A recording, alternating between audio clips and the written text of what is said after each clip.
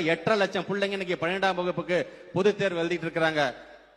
தமிழ்நாட்டு முதலமைச்சர் ரெடியாகி உட்காந்துட்டார். அவங்க கிட்ட கேட்ட கேள்வி ஒண்ணுதான், போற வழியெல்லாம் கும்பல் இருக்குமே, இன்னைக்கு பரீட்சை எழுத போற பிள்ளைங்க முதல்ல பள்ளிக்கூடத்துக்கு வந்துட்டாங்கன்னு சொன்னதுக்கு அப்புறம் தான் நான் கிளம்புவேன் அப்படின்னு சொன்னார். சரின்னு உட்காந்து நாங்க எல்லாம் பேசி முடிச்சுக்கன்னு சொன்னோம். எல்லாரும் வந்துட்டாங்களா? இல்ல எல்லாரும் வந்துட்டாங்க. ஒரே ஒரு பொண்ணு மட்டும் வர வேண்டியது இருக்கு. அந்த ஒரு பொண்ணும் பள்ளிக்கூடத்து உள்ள நுழைஞ்சதுக்கு அப்புறம் தான் என் வண்டி இங்கிருந்து கிளம்பும் என்று சொன்னார்.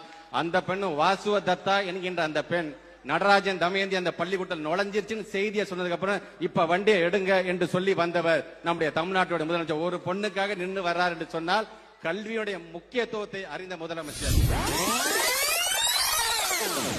10 மணி மேல கிளம்பி வந்தா என்ன நோவுதாமா அவருக்கு? மீதி டைம்ல மட்டும் எக்ஸாமுக்கோசரம் வெயிட் பண்ணி வரன்றது. எக்ஸாம் டைம்ல வந்து இப்படி நிறுத்தி வச்சுருக்கீங்க, கொஞ்சமா இருக்குவானா? கிளம்புறவருக்கு அவருக்கு தெரியாதாமா 10 மணிக்கு மேல கிளம்பணும்னு? இவ்வளவு பேரை நிக்க வச்சுருக்கீங்க.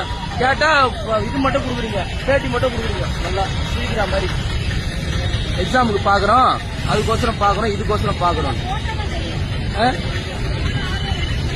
எவ்வளவு கிட்டத்தட்ட 10 நிமிஷத்துக்கு மேல நிறுத்தி வச்சுக்கிறாங்கம்மா.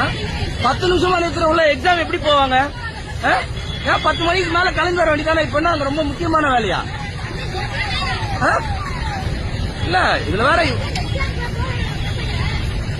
அவங்க என்ன பண்ணுவாங்கம்மா? அவங்களுக்கு ஒண்ணும் பண்ண தெரியாது. 4 மணி நேரமா நிக்க வச்சிருக்கிற. நீ வந்தா என்ன வராட்டினா?